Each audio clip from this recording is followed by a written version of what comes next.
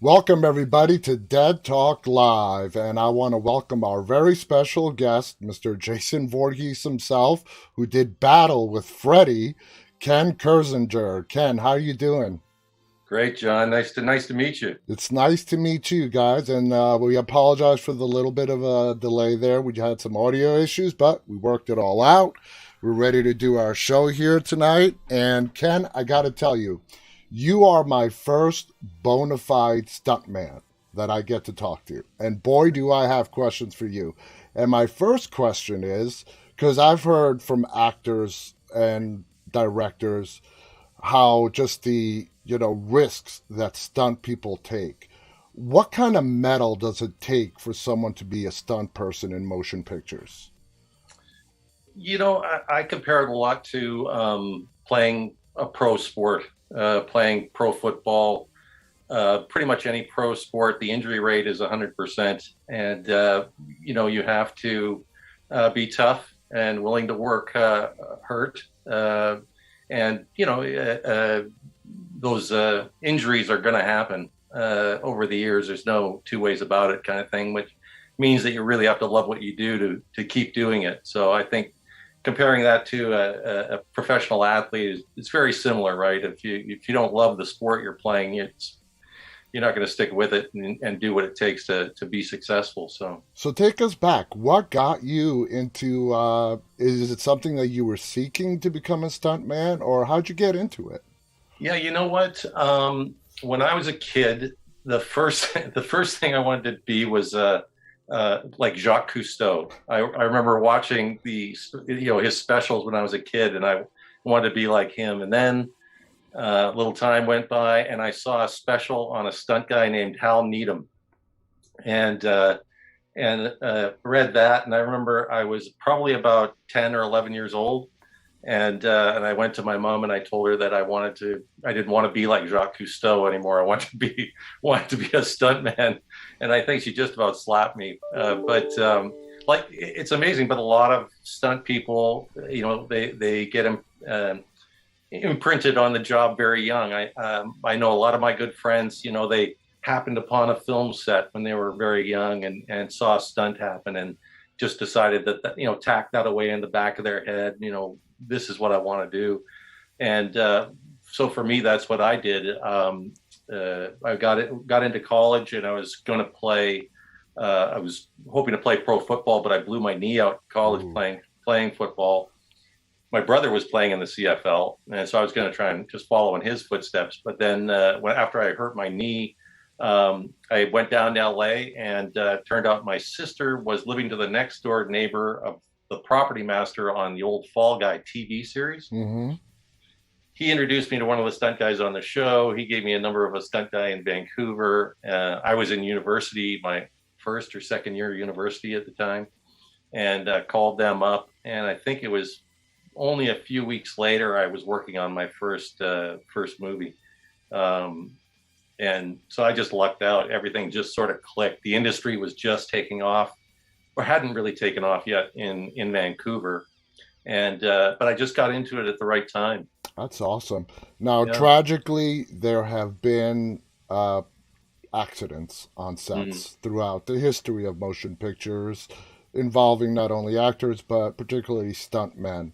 What have you had any close calls on any particular project where something might have went wrong? You might have gotten injured. Luckily, you're fine. You're here with us tonight. But did you have any close calls? Yeah. You do it for over 30 years, and there's bound to be, a couple of close calls in there. I was doing a car chase for a movie in an open Jeep with a roll bar that only came up to about, a few inches Mm-hmm. below the top of my head.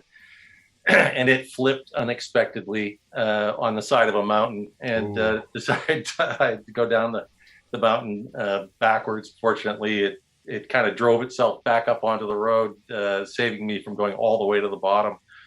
But it flipped, and I thought ahead of time, I don't have a helmet on. How am I going to, what if this thing flips? How am I going to protect myself? And I thought the only thing I can do is just throw my arms up over my head and hope for the best. And I had a lap belt on. I remember just being ragdolled in this Jeep, and I fractured my elbow, but I saved my head. I bent the driver's seat back from because I did hit the pavement, Mm-hmm. and I fractured my elbow and scraped the face off the watch and the leather jacket I was Ooh. wearing. And I was wearing a wig too. And I remember after the Jeep sort of settled right side up, and I'm in the middle of the road hearing screaming, and some of the women in the crew thought that I had torn the top of my head off but it was the The wig. wig. That was probably the closest Okay. I ever came. There's been other sort of a few other near misses, but nothing, nothing as close as that. Well, okay. Well, thank God Yeah, you're okay. yeah. Now, we have had a lot of actors on here where a very popular question that the fans have for them is, did you do your own stunts? And a lot of them are very happy to say, yeah, I've done it up to a certain point. We had the stunt man standing by, like watching. I'm sure you were in a particular case. Take us, I'm sure, when you're standing by and you're watching actors do their thing and trying to do their own stunts, is there a little part of you that's going, oh God, these guys just Um, don't know what they're doing? I think if I worked with Tom Cruise, I would worry more about that. But I've been fortunate in that the actors I've worked with, I haven't had too many of them that wanted to overstep their ability. Um, if you ever see Harrison Ford interviewed, and they talk about how much action he does in his movies. Yeah. Well, he's been around long enough. He's got good enough stunt guys around him that know what his sort of limitations are, or might be, and so they'll let him do some stuff. Whereas Tom Cruise, I think, will fire you if you don't let him do all this stuff. Um, yeah, And that's crazy too with Tom Cruise because I mean, a lot of people don't know there's insurance liability. If Tom Cruise or the main leading star goes down with an injury, the whole production comes to a halt. yeah, it does, and it has. When he hurt his ankle, Yeah. but he obviously loves it. And you know what? I honestly, it reminds me of what the Bond movies used to be. Mm-hmm. With the live stunt action, Yeah. and with him, I mean, he's in Jackie Chan land. As far as he doing his own stunts and stuff. They do their own stunts in different ways, but boy, he sticks it all out there. He'll do anything a stunt guy would do. So that's And good to know. I so, did not know that, about oh, Tom. Yeah. he I've had friends that have worked on movies with him. I haven't had the opportunity, but I had friends that worked on Last Samurai with him, and that have worked on some of the other the series he has, the Mission Impossible series, Mm-hmm. and he's gung ho, man. I'm not kidding. He did get rid of one of his stunt coordinators because they told him that they wouldn't let him do the stunt, Wow. and I, Tom wants to do it. He's going to do it. So in that case, the guy has so much talent and stuff like that. But Mm-hmm. I mean, I've lit actors on fire that have never been on fire before. I got a funny story from XFiles. When I worked on XFiles as a stunt coordinator, we had a big fire episode, and they came to me and said, we've got this elderly gentleman. It's the opening of the movie. He's waving goodbye to his family. We just want to see his hand, burst into flames. And then eventually we put the stunt double in and do a full burn. And so I said, well, it all depends on the actor. Let me talk to him and see, where his mind's at, how comfortable he would be with that. Let me test him, and then if we all agree, then let's do it. So I went to this elderly gentleman, and I said, listen, they want me to ask you about lighting your hand on fire, having a scene where it bursts into flames, and I was wondering how comfortable you would be doing that. And he goes, I flew Spitfires during the war. I think I can handle this. And he was just totally game to do it. That's awesome. And, he did it perfectly. And so, yeah, a lot of it depends on the actor. Now, the advent of CGI over the last a lot of years now, does not seem to have affected the stunt industry, because they're still needed. CGI really does not. I mean, it actually helps you guys, but the need for stuntmen because of CGI becoming more prominent, I would assume, has not affected the stunt industry. Is that correct? It has, and in a way, it's made it safer. And there's just things you can't do with human beings. There's only so many G forces the human body can take, and Yeah. stuff. And when you're doing these big budget superhero movies, it really adds to what the audience is seeing. In a way, it kind of diminishes the shit kicking that stunt guys take on getting ratcheted to the ground. How many times, to get, and they're in the background, of these sequences. So it's changed it a little bit, but it augments it. It makes it better. Yeah. And the stunt people have really learned to specialize. You've got people who are sort of the superhero cable, martial arts combination, and you've got the driver. Maybe a guy specializes in burns these days. It's the progression of the industry, Yeah. right? Back in when I got started, you wanted to be able to do as much as you could. You just work more, but to do that, you can't. You don't really. You might specialize in one or two things, kind of thing. But these days, it is more about specialization. You've Yeah. got people who are just really, really good at throwing those bodies through the air and flying on a cable, and so it's changed the industry, but for the better. Would you say, the biggest budget film that you've worked on? Ooh, well, I worked on a few of the X-Men movies. Coordinated on a movie called The 13th Warrior Yes. with Antonio Banderas. That was a big budget movie. Um, Is there a uh, difference when it comes to these big budget films, when it comes in regards to stunt people, as opposed to lower budget films where they may not even afford to have a stuntman? Well, this is the thing. Big budget features are your great money makers for stunt people. The lower budget films, they really watch how many days the stunt person is going to be on set. Yeah. How big a stunt they're going to let them do, because they don't have enough money for the stunt adjustment that you would pay the person. So, okay, we can't afford a full burn, so we'll do a half burn, which is cheaper. So on big budget features, I always used to say confusion breeds money, because they'll have you sit around on set for 1, 2, 3, 4 weeks, Wow. not getting to the sequence that you're in, not knowing if they're going to get to it, because some of the sequences are so big. You've got these big crowd; they don't know which way they're going to point their camera. So if their camera's looking this way for a while and you're over here, then you're sitting on your butt for a few days, right? And then they switch over here, and then these guys are sitting on their butt for a few days.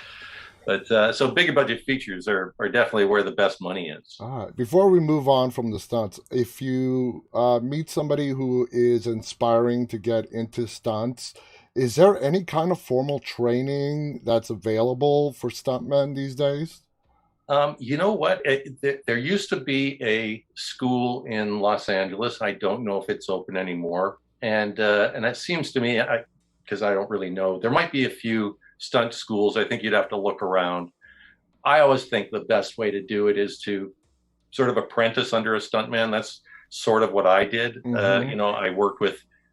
We had, in Vancouver, we used to have a lot of American stuntmen that came up to work on projects, and we didn't really have any Canadian stuntmen, very few, and they weren't. I don't think any of them were working full time when I started. We would get hired for the background guys. They're driving the car through a mall and they need people to dive out of the way. But you'd watch and learn what was going on and how they set up their cars, and we go out and practice. There was a couple. It used to be a couple of driving schools that you could go to. I always said I went to the driving school of budget, because I think the statute of limitations is up now. But I used to rent budget cars, the shit out of them, to learn to stunt drive. But that was a long, long, long, long time ago. Wow. Okay, so let's move on now to your well-known role of playing Jason Voorhees in the back then I mean, this Freddy versus Jason was anticipated for years before it actually came to fruition. So walk us through how you got picked to play Jason Voorhees, the man behind the infamous hockey mask. It was actually I had worked on Friday the 13th Part 8. Okay. And I was the stunt coordinator, the stunt double for Jason, and the fry cook in that movie. And so when Freddy versus Jason came to Vancouver, they had actually, the first phone call I got on Friday the 13th Part 8 was, "Hey, Ken, do you want to play Jason and be the stunt coordinator?" And I said, I was going to say yes, but then I got another message saying, "Well, the guy that played Jason in the last movie wants to play him again. And they've made a deal with him, so I just need you for the stunt coordinator." So I became the stunt coordinator on that movie. When Freddy versus Jason came to Vancouver, they saw that on my resume and brought me in for Freddy versus Jason as the stunt coordinator. Mm-hmm. And the director was looking for a different body style, a different look. And the producer's looking at me, and he goes, "We've been looking for somebody your height and build, and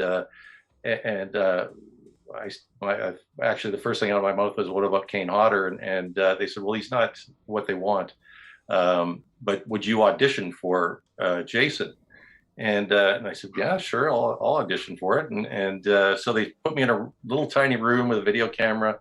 They read the opening scene of the girl swimming in the lake and had me walk around the room with the mask on. Oh, they did a close up of my eyes to while they read the scene to have me react with my eyes. And then the next call I got was, "Come meet with Ronnie," and I met with Ronnie Yu and gave me the job. Did you know at that time? I mean, first of all, let me ask this: were you familiar as a stuntman? I would think, yeah, with the whole Friday the 13th franchise. Oh yeah, well, as I say, I had You worked on Part 8, yeah, exactly. Yeah, I worked on Part 8, so I was familiar with it, but I wasn't familiar with how popular it was, how Okay. the fan following it had. I was completely oblivious to. Now, did you anticipate going into this? Did you have an idea of how much this film was being anticipated by the fan base out there and how it was rumored for many years before it actually came to fruition? Yeah, I remember watching the movie, the ending of the movie where the claw came out and grabbed the mask. And then, 10 years later, I heard, "Oh, they're doing Freddy versus Jason in Vancouver." And I get the call for the coordinating job. "Oh, this will be cool. I'll coordinating this at my second Friday the 13th movie."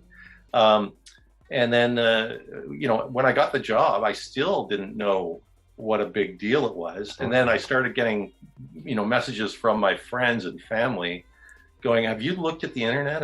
This is like blowing up that, they've cast you as Jason." And then I started to get an idea. Then Robert and I were doing a promotional thing in San Diego, I think, just before San Diego Comic-Con. And we were at a little radio station, and when we came out, there was like 20 people waiting for us, all screaming. It was then we knew for sure that it was a big deal. Well, Robert always did, I think, but I looked at Robert and I said, "Wouldn't this be cool if this came out like #1 in the box office?" And we hit #1 for 2 weekends in a row. Exactly. So I remember like it was yesterday, the anticipation before the film when it was announced and then actually watching the film.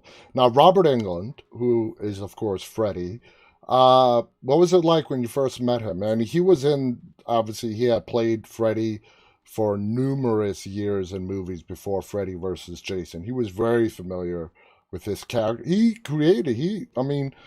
Freddy Krueger is Robert Englund. I mean, when they try to redo it, it just didn't quite flow the same way when they try to put someone else behind there. So what was your experience like when you first met Robert? I'll always remember the first time I met him. I was in the makeup trailer. I was going in to get my makeup on, which is nothing compared to his. And he's in the makeup chair getting his 3-4 hours of makeup put on. And I walked in and introduced myself, and he said, "Ken," he goes, "We'll be seeing each other for the rest of our lives now." And I go, "What do you mean?" And he goes, "Conventions. I'll tell you all about it." He knew what was coming. Yeah, he totally did. yeah, he was so warm and easygoing and no attitude, and kind of took me under his wing, through not only through the movie, but doing the promotional stuff for it and everything. It was just fantastic to have him to hang out with. We went to Europe to promote it, and his wife Nancy came along, and he'd be taking me out for dinners, and I just had a great experience with Robert. I still love seeing him and talking to his wife Nancy. Yeah, That's awesome. Now, when you got the script, because for the writers, I would assume combining these two franchises, the Nightmare on Elm Street franchise with the Friday the 13th franchise, was not an easy task. But the fans were really wanting to see it. Uh, and it was a success. As you mentioned, it was number one in the box office for two straight weekends. What was your impression when you read the script on how they were going to combine these two big time franchises? Um, well, I knew how many scripts had been involved, how many they had written, so many scripts for this, for Freddy versus Jason, and the one they settled on, when I read it, just came out so balanced, and Mm-hmm. seemed to me. I knew that a lot of it depended on the fight at the end, because Yeah, that's what all the build-ups for, right? exactly. And then I thought about Ronnie Yu, and Ronnie has a martial arts background, Mm.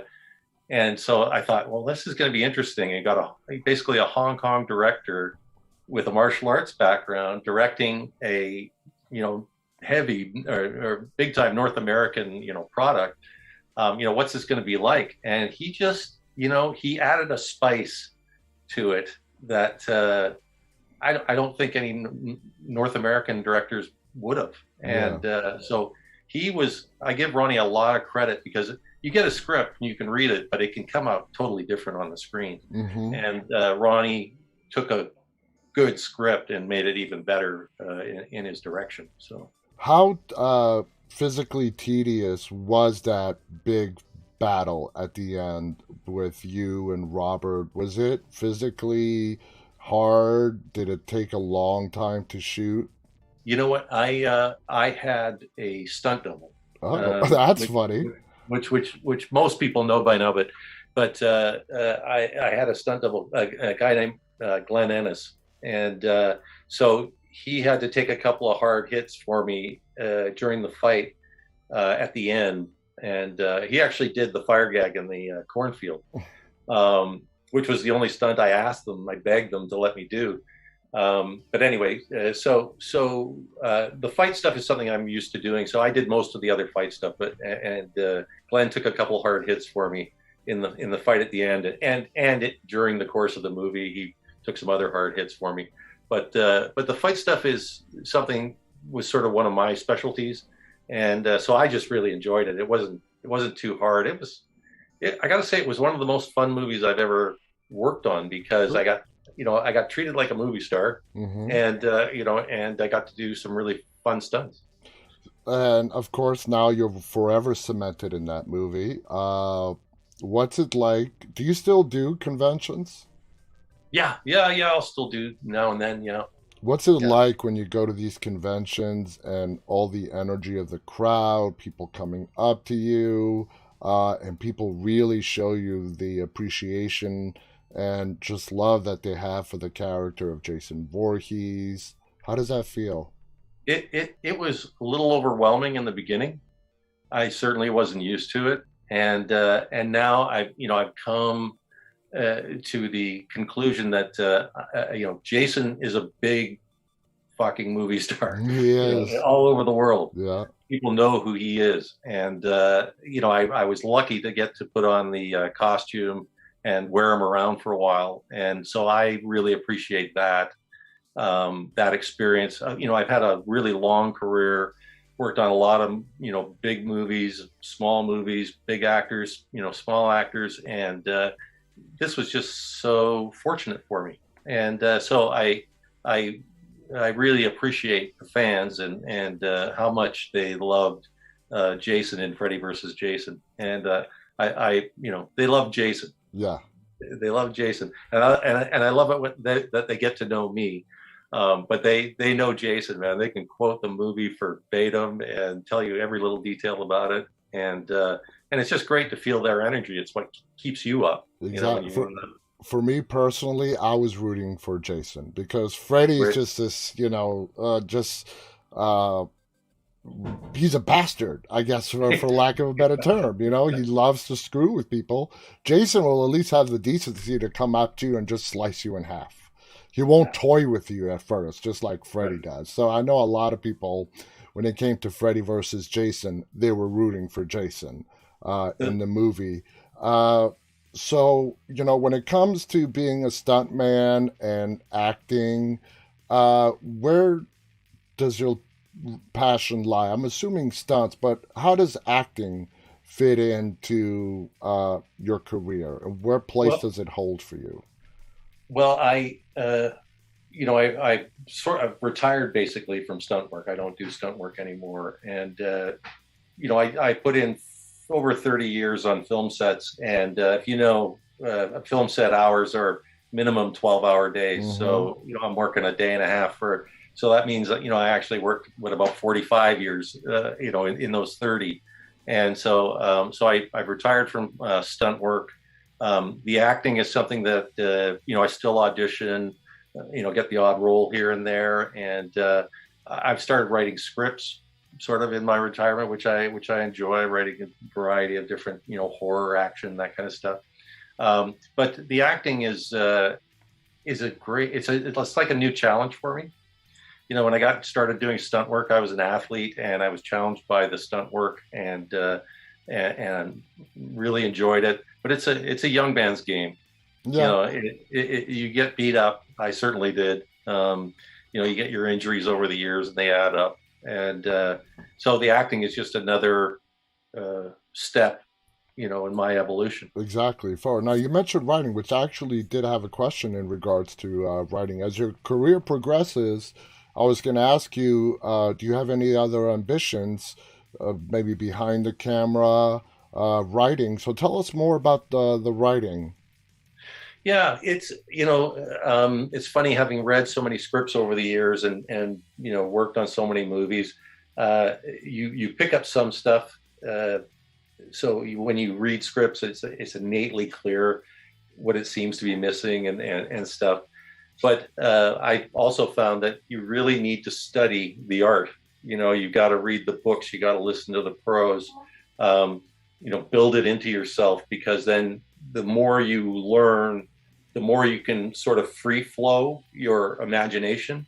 Because there's two types of writers too, right? There's the ones who plot everything out ahead of time, and then they write their script. And Mm-hmm. then you've got the ones who they don't write a note; they just sit down and they start writing a script. The ones that can do that, have learned all the rules, all the finer details. And so it's just built right in, and they can let their imagination go and enjoy the writing process, because it's an adventure for them too, right? Yeah. Wouldn't it be cool if this happened? So the writing is something, it's like anything else. You got to put the time in and study it, put it out there, embarrass yourself. Get other people to read it other than your family. And pros can be really hard on you, Yeah. but that's a good coach is hard on you too. So Exactly. It's yeah. it's constructive criticism. Now, you Mhm. mentioned the writing that you've done already has been in the horror realm. Do you consider yourself, when it comes to films, TV, a horror fan? You know what? I think it would probably be one of the genres I would write better than like Crime, action, yeah, yeah. some family oriented drama. So there's just some genres I think I would be better. The action genre, obviously, is something I think a genre I'd be good at. But you need to be able to mash stuff up, like an Mm-hmm. action horror movie, or because it's what makes it new and fresh. Mm-hmm. It's hard to find new story ideas that haven't been done before. So mashing stuff up kind of gives you a new realm to work in. That's So true. That's yeah. true. Now, throughout the 30 years of stunt acting, I'm sure you've collected some pretty cool stuff from sets. Have you built up a nice collection? You know what? I have a few things. I have what I call my memory trunk, and which is an old trunk, and it's got sports stuff in there from when I played sports, and it's got stunt stuff in there. I uh, maybe I worked on an episode of Gunsmoke, or a movie version of Gunsmoke Mm-hmm. called Gunsmoke: Return to Dodge. Now I used to watch that TV series when I was a kid growing up, and in the first TV movie version, I got cast as a character called Potts. So I took one of the 45 shells from my gun belt, and I kept that, and I did a Davy Crockett TV series, and I did the pilot, and I got hurt twice on the same day, and I ended up with one of the hats, with one of the coonskin hats.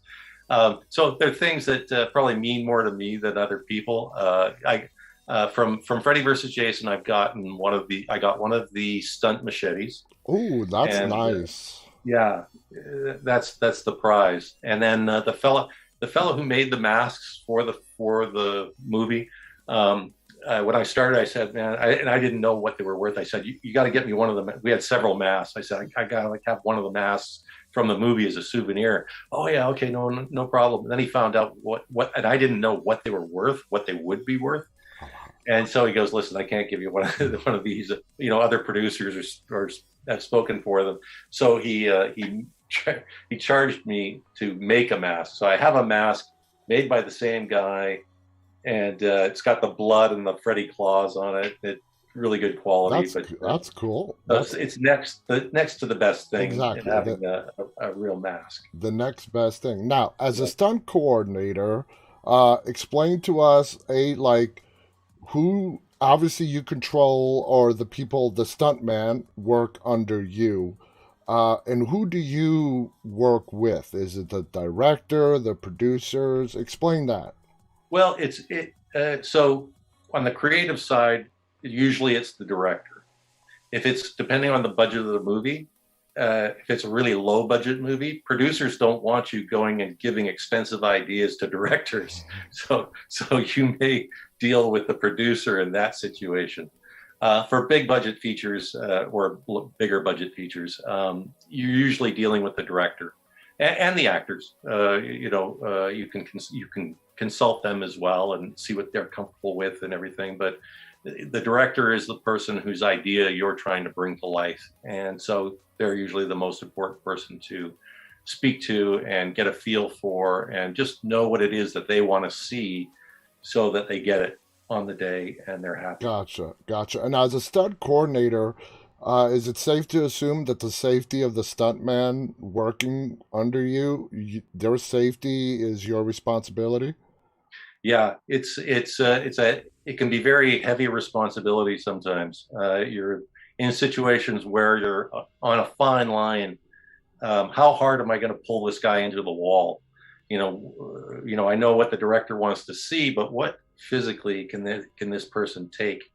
That can vary on the size of the person, right? A smaller person Yeah, hits with less force than a bigger person. But no, that's a very serious responsibility of stunt coordinators. Not only the safety of the stunt people, but the safety of the set. mm-hmm. So the car chase doesn't go flying through the camera and wipe out a film crew. And there's been situations where things like that have happened. So stunts are accidents waiting to happen. Exactly. Stunts. Exactly. Everybody always asks me what's the most dangerous stunt, and I always say it's the one that goes wrong. Yeah.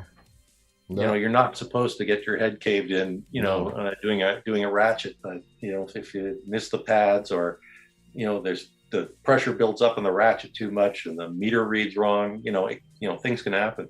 Now, without naming any specific projects or people, did you and any director, producer, like have a hard time coming to an agreement with you saying, you know what, this is just not safe, it's not gonna work out with these stunt people, and maybe the director, producer was trying to say, well, can you try to make this work, make it work? Do you ever feel pressured like that? Again, not naming any projects or names. Yeah, no, definitely. If your career is long enough, somebody's going to put pressure on you to, try and save money, try and save time, which is money. Push the safety factor because they can't afford, maybe that extra person or whatever. And that's the judgment call that a stunt coordinator has to make. And, you can be criminally liable. Yeah. So a lot of thought goes into that. And, we still have accidents in the business where people get killed and severely injured. And that's unfortunately the nature of the beast. It's gotten safer, it's gotten better. But, stunt work is, like I say, the injury rate is 100%. Mm-hmm. If you play pro football, you're going to get hurt.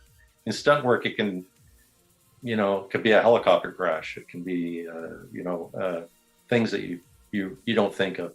Now, stuntman, do they also, for the majority of the time, do stand-ins as well, like doubles, body doubles for actors? Well, we have stunt doubles, right? And they double the actors physically and in movement. So they should be about the right size for the actor and be able to do the movements that are required and to mimic not just be able to do the movements, but to mimic the actor as they would do the stunt. So how would they run?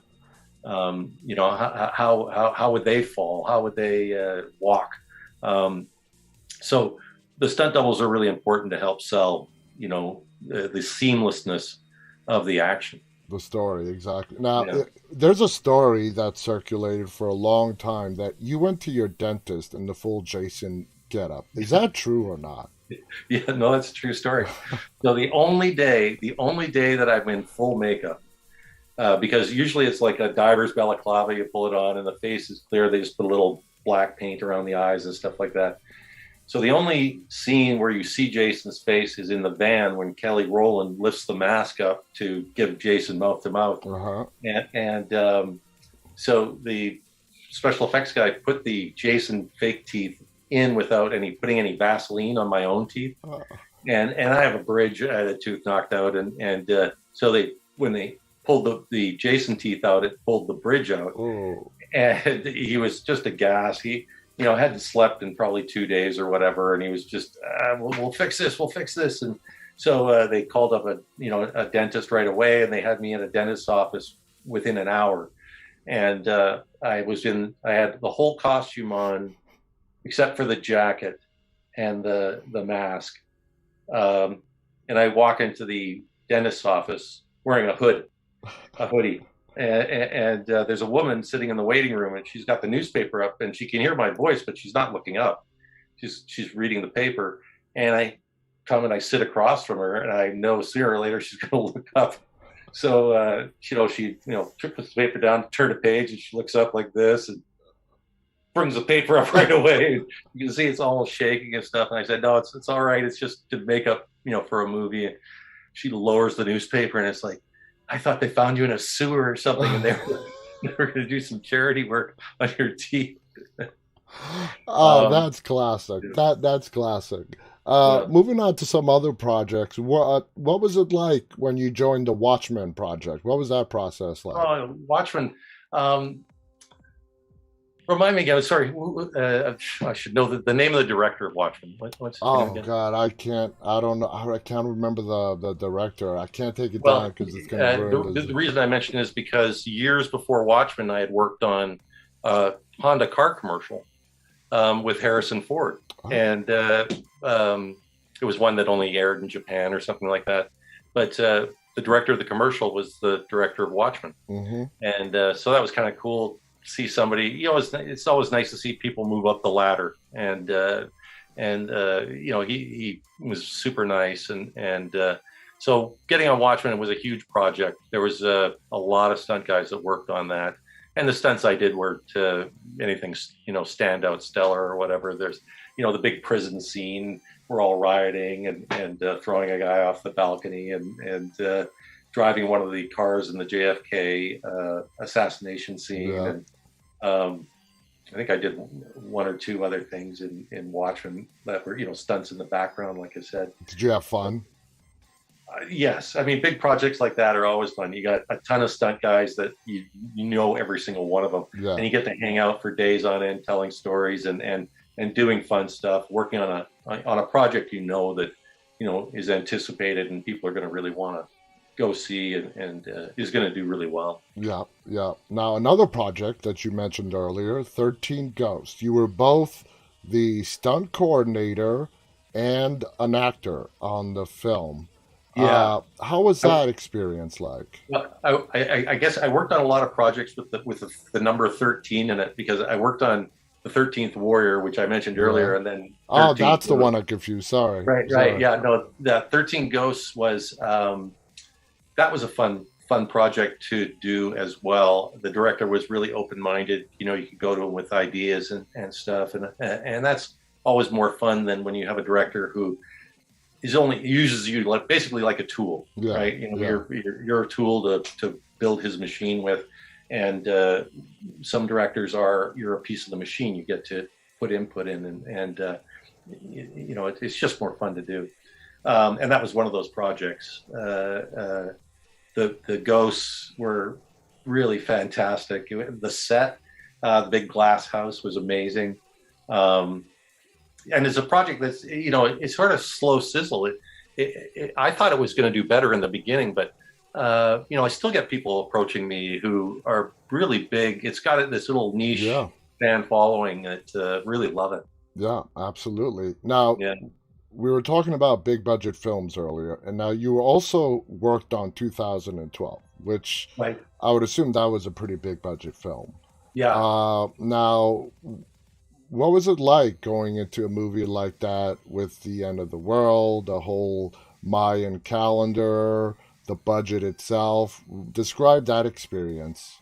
Well, that's again one of those nice big budget projects where you've got a ton of stunt people, and again, who I all knew and everything like that. And what's fun was fun on that show was I remember one day I was there to do a certain stunt, and the stunt coordinator came up to me and he said, "Hey, the guy who's driving the limo, he's tied up on another unit.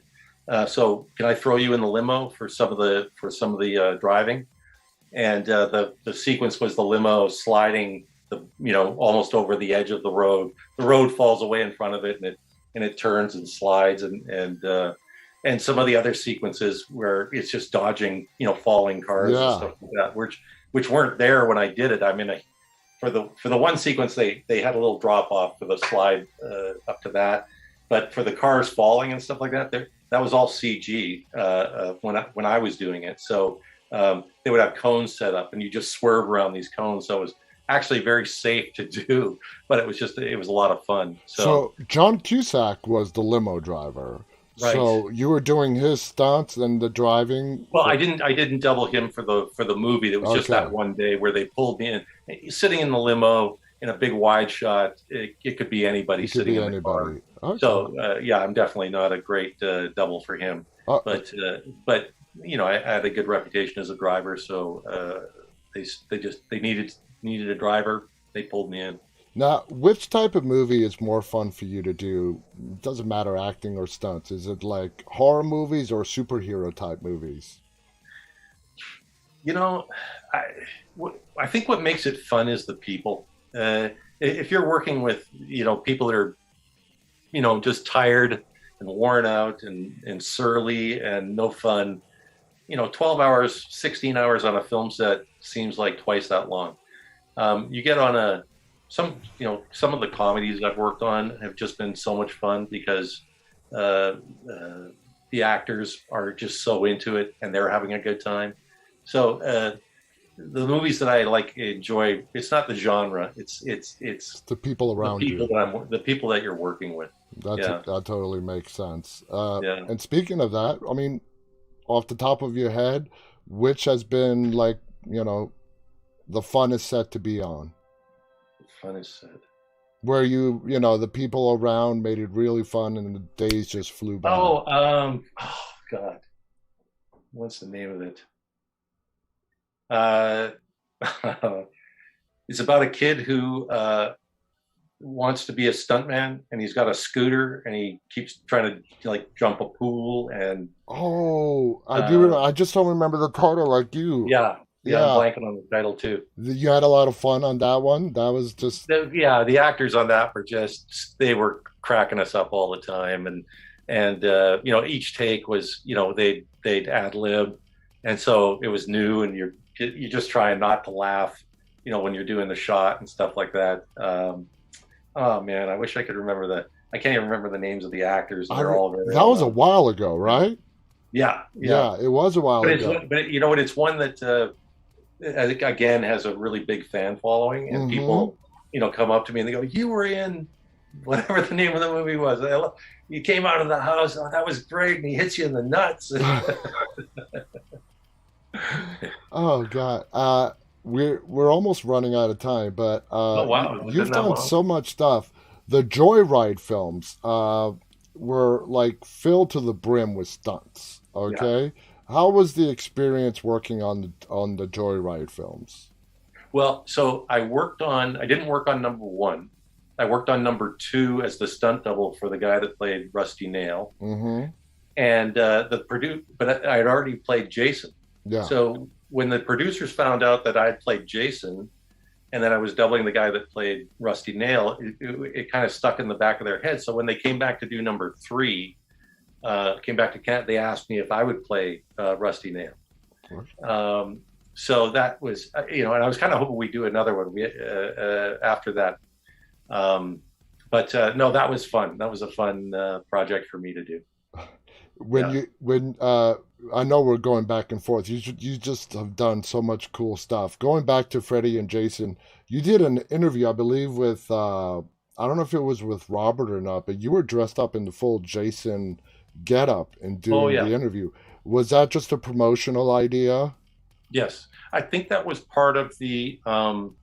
We did a promotional thing in Las Vegas where they introduced us like two fighters. Yeah, and then after that, we did a press. You do a series, you get like 5-6 minutes with each reporter, and they interviewed me, and we were all, we dressed in costume for the event, so we did the interviews in costume and sort of in character as well. That's so cool. Yeah. Now, we all know that there was really no end to the Freddy versus Jason battle. I know you're probably kind of a biased person to ask, but in your opinion, who do you think came out on top? Well, I always say I won by a head. You did rip his head off. You can't deny that. Yeah, no. I have my own theory on the whole ending of Freddy versus Jason, but I think Jason won this one. Won the battle, not the war. The war will go on. The war will go on, and I would not be surprised if somewhere along the line somebody renews this battle again.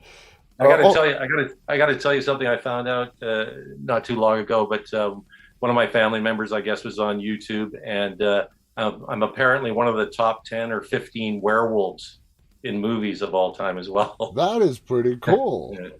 Yeah, I did a movie called Bad Moon with Mariel Hemingway. Yeah. Where I was in this god-awful werewolf, full prosthetic costume. And that was like the worst job I ever had working on a movie. I forget how many days I did in this full suit, but it was just the worst. Well, animatronic head.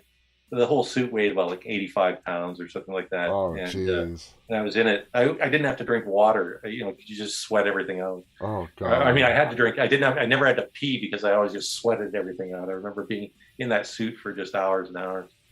Wow. I bet was it like in the middle of the summertime too? Oh, yeah. Of course, right? It always has to be in the middle of the summertime. Yeah. Luckily, the summers aren't too hot here in Vancouver. Now, you mentioned the X-Files earlier as well. One of my favorite shows from the 90s. Hands down, I love the X-Files. Were you a fan of the show while you were doing it? You know what? I was. I really enjoyed it. I'm a bit of a UFO nut, always was. And this was, X-Files wasn't supposed to do very well. But the timing of it, Whitley Strieber's book, I think, had just come out on the alien abductions, and alien abduction was big in media, and the pilot, just did so much better than I think they thought it would, and I really enjoyed it. And I remember I got lucky a few times, like a Friday night when it was airing, and Chris Carter was there, and we go to the meeting room and get to watch an episode with him. And no, I was a fan of the series. Yeah. I loved it, and the fact that it has withstood the test of time, even up until several years ago when they renewed the series for another like 2 seasons, Right. Limited episodes, but they both came back. It just goes to show you when shows or movies can withstand the test of time.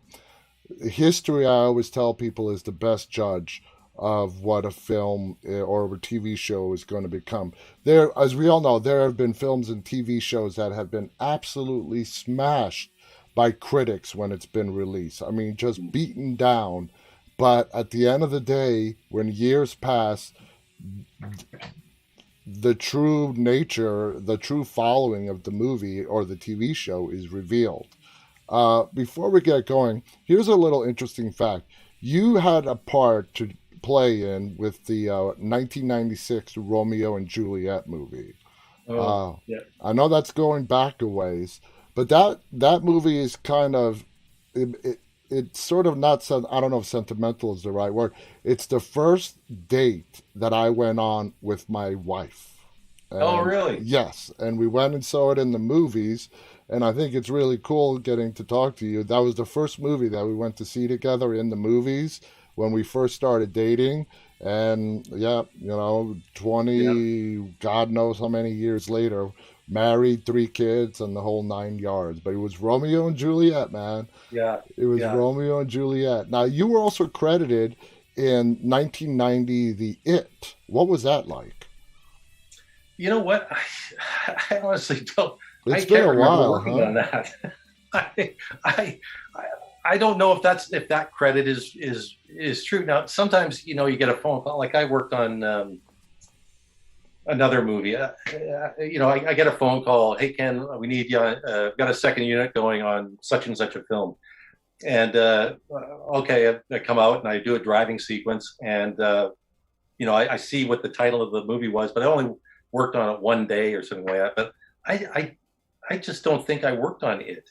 No, I don't think I well, did. we all know IMDb or stuff like that. Yeah. It's not the most trustworthy Right. site. They try to be as accurate as possible. Yes. But Yeah. according to your recollection, what was your first professional stunt performance? Oh, I know exactly which one. It was Superman 3. That's right. Okay, now Superman 3, that's the one with the where Superman encounters that rock and it turns him into a bad version of himself. Is that the one, or is that Superman 4? I keep forgetting it. Superman 3 was the one with what's the comedian's name? I have it right there on the tip of my tongue. Yeah. But having that be your first stunt movie, big franchise, big movies. Yeah. I mean, it being your professional debut, what did you think about that? Well, working on a big feature film for your first stunt credit, I mean, it was a great opportunity for one thing, but it boggles the mind. The first time you walk on a big budget film set, Mm-hmm. we were doing the chemical refinery disaster sequence in the movie. So we were at this oil refinery that they had built, and I just remember walking on the set and going, "This is an army of people. It is it's a small community, all coming together, to make this movie." And I loved it. I loved being on set. I loved doing the stunt work, and it was a great first credit. I actually ended up doubling Christopher Reeves a couple times over the years. Yes. They actually mentioned it to me on set. They said, you would make a pretty good double for him if we come back here to do the next one. We'd like to talk to you about it. They didn't come back to Canada to do the next one. They did it in in England, I think. And anyway, didn't get the opportunity to put on the Superman outfit. But That I have a picture of me when the first time I went to L.A.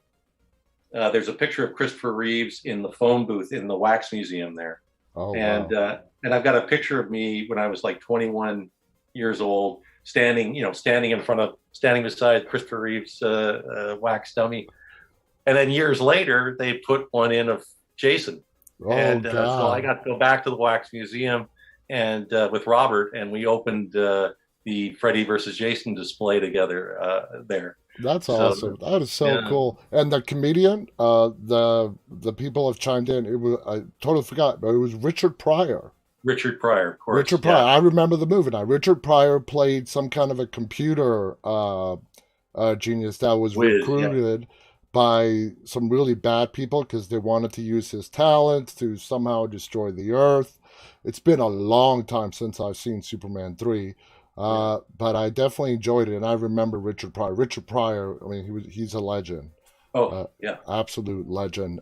Anyway, Ken, this hour has flown by. It Uh, sure has. it has Yeah. been an hour. It's been an absolute treat talking to you. You just have had some of the most amazing experiences and some of the best stories to share over your career, and you still have a lot of stuff left to do. Definitely, I mean, I can understand retiring from stunts, but please keep putting your talents out there, whether it's as a stunt coordinator, definitely as an actor, and I really hope the writing thing takes off for you. I Well, really thanks do. very much. Yeah, I'm I'll really be. enjoying that. Yeah, I I've would. enjoyed this too. It's very nice meeting you. It was an absolute pleasure, guys. Thank you so much for tuning in tonight.